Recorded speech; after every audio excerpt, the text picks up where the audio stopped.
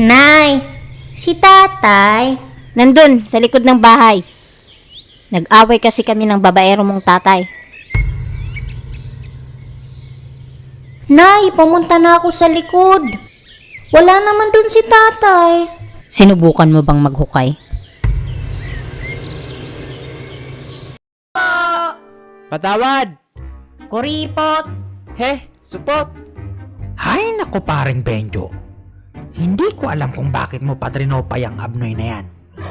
Mabait na tao yan si Chikoy. Maloko lang talaga.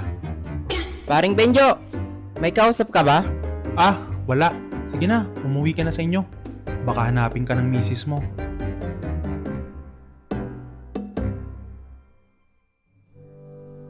Sa totoo lang, ayaw ko talaga ng Pasko. Nalulungkot kasi ako tuwing naiisip ko na mag-isa lang ako. Kung nandito lang sana ang mga magulang ko. Benjo, kailangan namin ng tulong mo. Ate Donna? Si Ate Donna ay pinsan ko. Isa siyang madre sa bahay ampunan sa Antipolo. Maligayang Pasko po!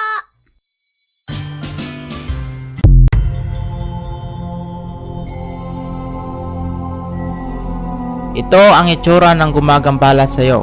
OMG! Ba't parang kamukha mo? Gagaling pa ba ang best friend ko, Mang Natoy? Depende kung humingi siya ng tawad rito. Kaya kailangan nating alayan ng pagkain ang nuno sa punso. What? No way! Over my dead body! Hoy Inday, talagang madilid body ka dyan. Arte-arte mo. Irene, nakausap ko na pala yung nuno sa punso. Gagaling na yung kati-kati mo. Parang ang katipa nga eh. Ano? Thank you. Kaso lang, babalik na kami sa Maynila.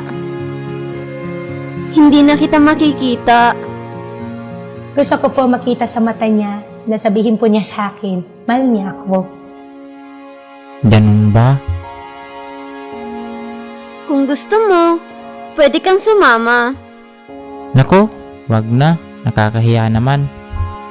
Sus, nahiya ka pa. Sige na, sagot kita. Ano kasi? Dali na. Baka nga, sagutin pa kita eh. May asawa na ako.